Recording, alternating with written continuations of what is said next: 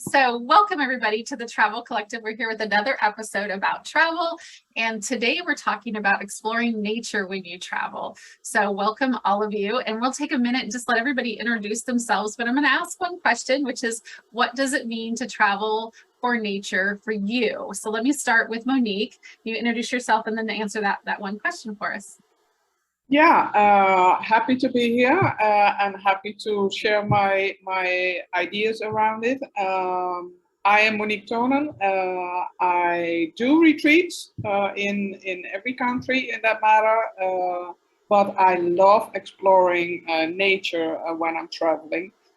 And yeah, do you want me to get it in right now or just introduce myself? Just introduce yourself. That's fine. Okay. And Erica, what does it mean to you to travel for nature? Tell us who you are and then I'll answer the question. Erica Pollock. I'm the founder of Returnrefreshed, also a retreat and tour company. And for me, travel and nature go hand in hand. If I'm traveling, I'm going to go decompress, to be honest. And I generally, I love to go to London. I love to go to some of the big cities, but usually I'm kind of antsy to get out. I feel like when I go back to nature, I just kind of re-equalize, and I want to go home feeling refreshed, and nothing does that like nature. That's beautiful. Yeah. And April? Yeah, my name's April Bielefeldt. Besides the Travel Collective, my page is fallphototrips.com.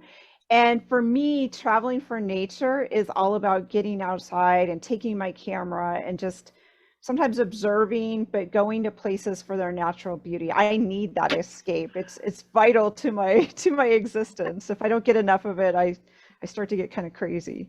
Yeah, I think we're all like that. All right, so I'm Cindy Coan. Yep, I'm Cindy Coan, and I'm with the Travel Collective. And I love big cities. I'm definitely a city gal. I love that. But I will say that even living in Los Angeles, we have our own nature and wildlife, and nature is here, and you can find it everywhere.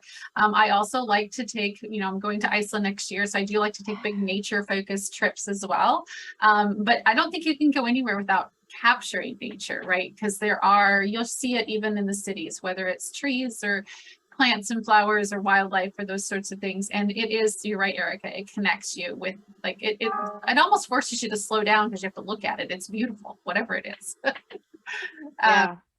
So we'll go and ask some of our other questions. So I'm going to just ask, what are some of the activities that you do while you travel for nature? What are some of the things that you actually do? And I'm going to go back the other way. So I'm going to start with you, April.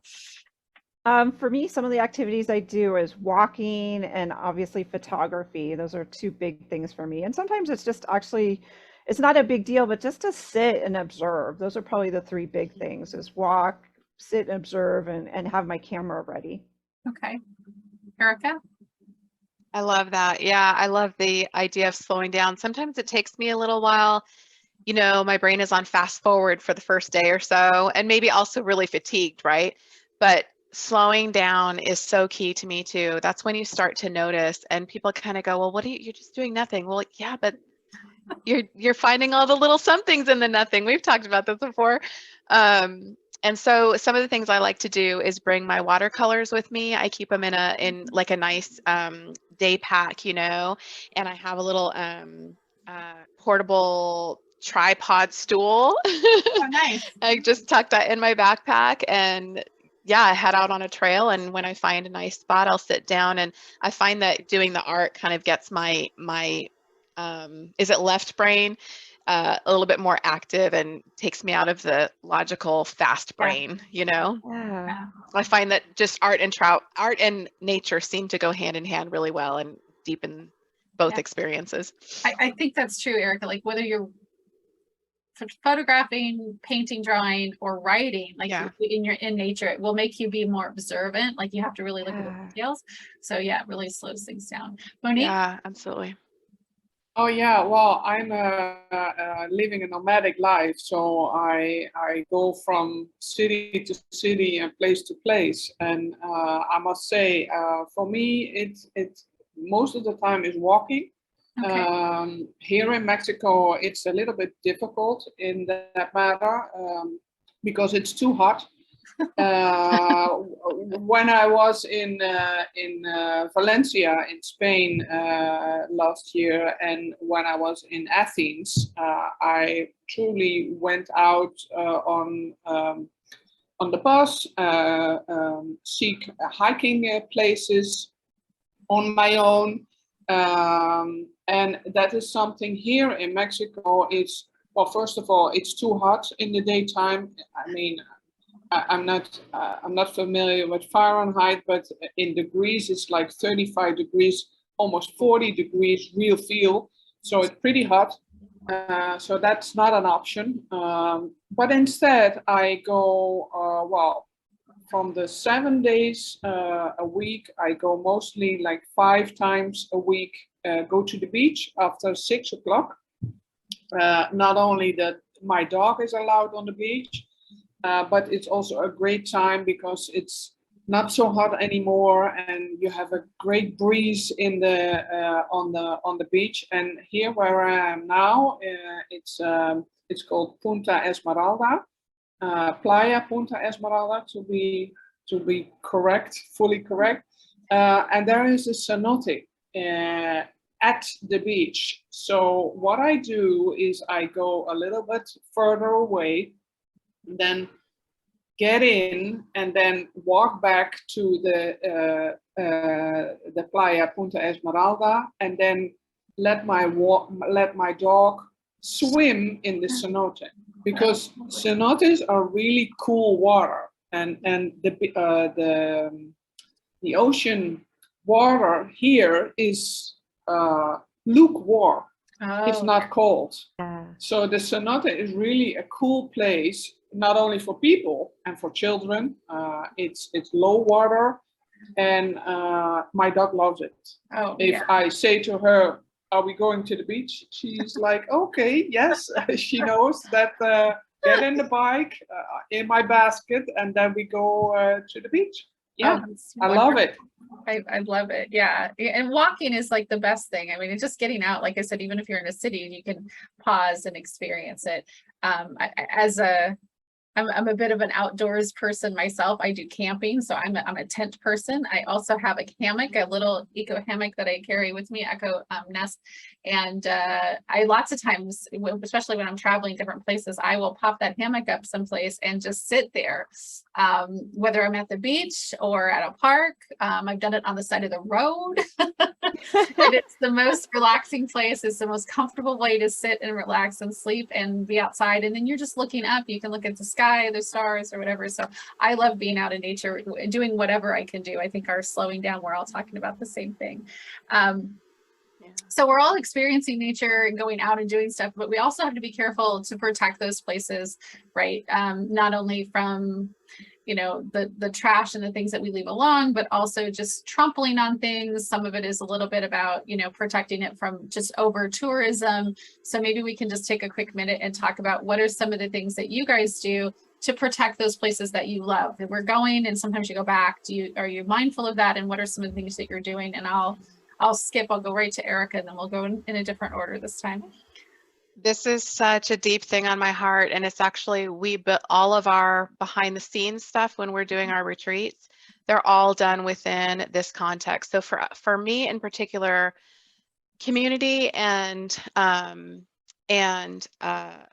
environment are the ones that we're watching for. And you know, from a business side, you know, we make sure that we're partnering with people who, you know, potentially we want your business to be locally owned. We want to know that that money is going to stay in that community, right, rather than go on to Europe or US. We also talk to those community leaders and say, where are the under privileged, or where are the people who are not within the you know, circle of your economy right now that needs some help. Like, for example, in Dominican Republic, luckily they're so well established there with their philanthropy that I can just go to our hotelier and say, who are you guys investing in this year? One year they worked with local mental hospitals because there's no federal funding for that. One year they worked with orphanages, building houses. And so we know that they already know, they've got a thumb on what the needs are. And so we really lean on them. And then the other way for environment, again, I feel like the best way to do it is to ask the locals. Where do you feel like, like for example, right now I was just chatting with one of our venue owners in France, and she said the Dordogne region is just getting deforested. And so there's a bunch of us community leaders who have kind of banded together and said, we're going to start replanting some of our native plants. And so we go, okay, so tell me how much it costs to plant a tree, and we give them the money for it, Yeah. So yeah, I feel like it's so important. And then thirdly, we go off the beaten track. We try to go to less touristy places, and that's partly one for us because we get to have a more authentic experience, but two, we're not contributing to that really deep impact over there. You know what I mean? We're giving it a little bit of a rest. Yeah. So, yeah, that's really good. Yeah. Yeah. April. Some of the things I do personally or when I'm out with others is just encourage people to carry in, carry out, don't leave any trace. And even that means with our footprints, try to be mindful, as I think you mentioned too, Cindy, like, especially in places like California, you've got poppies and wildflowers, and then the tundra in Iceland or even Alaska. These plants take I don't know, hundreds, multiple years. It's not like they're just going to pop up again next year if we trample and go off path. So trying to be mindful of that. And even with photography, I mean, if we can not share and emblazon all the, our phones and our cameras a lot of times have GPS coordinates. And in the past, sometimes photographers share that because they love that beautiful place. But if too many of us love on it, it's not going to look like that. It's not going to be there. It's impacted. Right. And when you show up, especially some of the views, some of this, we're taking pictures from the road of someone's private property. That's their private barn. So being mindful of that and staying on the road, but also not telling everybody in the world now, because it's global, where that place is. Love it for yourself and enjoy that moment, but then try to, I hate to say it, keep it to yourself April, I love that, because you're actually showing this inspiration of go find your own spot, right? You're making it so there's not a path being worn. Yeah. But still people get to delight in the discovery like you did. And you can just share, like, this is somewhere in Vermont. This is somewhere off a beaten path. There's plenty of ways you can find your own path, but then don't share the exact space. Go make your own photo. But again, these places won't be there for us. I mean, it's sad. It's frightening. Yeah. I just read a story about a gentleman who lives, I think he's in Amsterdam, but I can't remember what country he's in. And he has a unique building that is Instagrammable, his home. Yes. And so he says he literally has to wait sometimes hours to leave his apartment or leave his house because there's women standing in front of his door trying to take a picture. Yes. And he goes, like, sometimes they bring their little pop-up tents to do a change of clothes because it's really a beautiful home. And he's honored by that. But it's like what's happened is what April's talking about is somebody went and took a photo and then they posted where it was. And so then all the people are going back. And what you said, Erica, I love that, because you're robbing them of the opportunity to discover it. So April discovers that beautiful place. She not only got to take that beautiful picture, but she actually discovered that spot. If she publicizes it, it's too easy, right? You just go and you rob yourself of the beauty of, like, I actually happened upon a moment or whatever. So, encouraging travelers to discover these places on their own and not, follow in your footsteps necessarily. I mean, some things we do, right? The Eiffel Tower, the bridge in London, like, those are things we're all going to go to. You kind of have to. Right. Themselves, right? Or whatever. They just happen. They exist. But a lot of the other ones don't. And we should just be quiet about that. And we as travelers should want to, like, discover them on our own. Yeah. Monique, what are some of the things that you do to protect your places that you love from damages? Yes, well, one of the activities I have in my retreat is swimming with a whale shark, and they have a lot here of whale sharks here in Mexico, and it's very common. People wanna swim with them, and I did this 20 years ago, also in Mexico, so I know how the experience is. But the thing is, as you may know, that a lot of exploring wildlife maybe, but also I'm very mindful to check how they approach and how many boats go at the same time, you know, because you don't want to be part of, and even as a retreat leader, you don't want to be a part of destroying these animals, right? Because well, I don't like, and you see this in the Maldives as well, to swim with stingrays, but and the same is for whale sharks. You cannot touch their skin, because your skin, your own skin is full of acid for those animals, right? So you don't want to touch them. So I'm very mindful, and also teach my participants. Looking we do with eyes, just as we say to our children, little ones, right? Yeah. Children, yes. We only look with eyes, not touch, right? Yeah. But it's the same with animals. It's also about respect. Yes. I mean, for me, an animal has the same space and deserves the same space and respect as we as humans do. Mm-hmm. You know, it's such a joy to experience them from so close by. Don't ruin it by touching them because of your own sake, because you need the validation of touching this animal, right?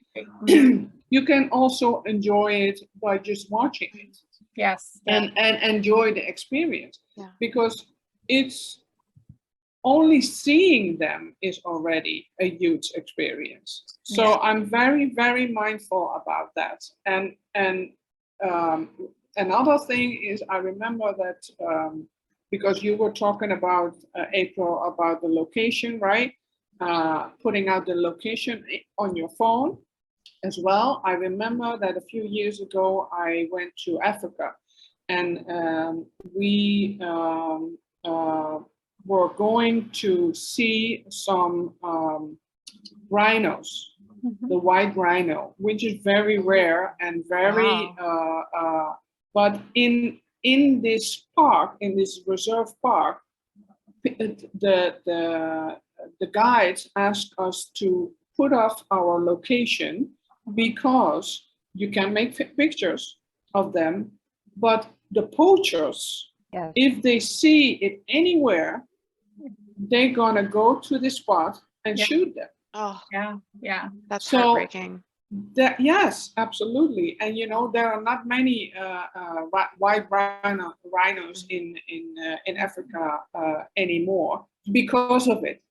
Right. So I wasn't mindful before, but then I was like, wow, just because of me sharing a location, I am opening the door for those animals to get shot. Yep. Well, I don't want to. And that's one of those things that you could do that so innocently, not knowing. You know, it's those little things that we learn as we go. Exactly, exactly, and that's why I find it very good to share this, because I wasn't aware of it either. You know, so. That's good. But being aware of, around this only, and it's just one shove at your phone, right? To put out the location. You save an animal in that matter. Yeah. And you can save all kinds of things, like, you know, April's talking about barns or places that she's taking photos of, and that belongs to somebody else. And I know that her organization is super respectful, you know, goes and talks to the owner, makes sure it's okay to take the photo. But if you share that location, that doesn't mean everyone else has the same intentions, just like this poor man who was trying to leave his house in the morning. Right. You know, like, I mean, you may walk up and do an innocent, you know, photo shoot, just like, I'm going to take a picture, and you didn't. But he feels it like we're paparazzi. Exactly. You know, you didn't invade his personal space. You were really respectful. But the next person who goes, you don't know what they're going to do or how they're going to react. Or or whatever. And I do think like just protecting those spaces. I'm glad you brought up like the trampling on the poppies, April. It's definitely something here in California that we see all the time. For God's sakes, everyone, if it says stay on path, stay on path. It's not because we're trying to tell you that you shouldn't see it. Look with your eyes. You don't need to go physically touch it. You don't need to get behind all of that. I watched people do it in Iceland where they walk on the moss. That moss takes 100 years to grow. It's like 6 inches thick. It's beautiful. And they want to get in it and sit on it to take this beautiful photo. So it's all around them, but you're damaging, it will never grow back. Not in our lifetime. And it's not worth that kind of thing. No. It just isn't. And so being respectful that those animals exist, we see them approach them, right? There was a woman who tried to approach a bear, right, in some national park. It's like, really? Even a deer can really hurt you. Absolutely. So our timer went off, but so we will move on. We'll talk about animals too in another episode, but I do want to ask real quick, we'll just go around it. If there's one place that you have been that you think everyone should go and see, just let's answer that question quick before we end. So I'll go back to you, Monique. Is there a nature place that you think someone should see that you've been to? Oh, how much time do you have? I mean, I know. Yeah, it's tough. Well, the best place for me that I ever have seen is Bora Bora in French Polynesia. Okay. Oh my God. Yes, definitely. Yes. All right. Erica, what do you got for us? I would say the Alps, and if you can, see if you can go on both sides of the divide. If you go through the tunnel at Chamonix, you get to see the dry side on Italy and the lush side in France and Switzerland. Phenomenal. So beautiful. Wow. All right, April, you got it. What's your next? Oh my gosh, it's hard. There's so many places, but I think experiencing the night skies, like getting out somewhere where it's dark, super dark. I think that's one aspect we don't see anymore. So like go to Alaska and just get away from the city lights and stand out there, even if you're just seeing the stars, but hopefully if you're lucky, you can observe the aurora, the northern lights. And get away from the light pollution that we have. We don't really think about. And as Monique is trying, I'm like, I don't know either. There's so many places. But I think some of the best times I had would be like in the jungle in Costa Rica, where there's no, by a stream, no touristy location. That some of the best times we had, my kids and I spent 6 days in what we call the jungle house, sleeping in hammocks along the stream somewhere. And I think that was really the best. And I think that's great. The Grand Canyon hits it. For a lot of people don't know how amazing that is, especially people not from the United States. So if you come here to the US, you should absolutely make a point to, it's a phenomenal experience, something that nature has made that you'll never see anything like it. Yeah, that's true. So, good one. All right, well, I think we did this whole episode. Thank you everyone for joining and talking about nature and what it means for to having travel. Yeah, so we will Welcome. do this again. All right, thanks.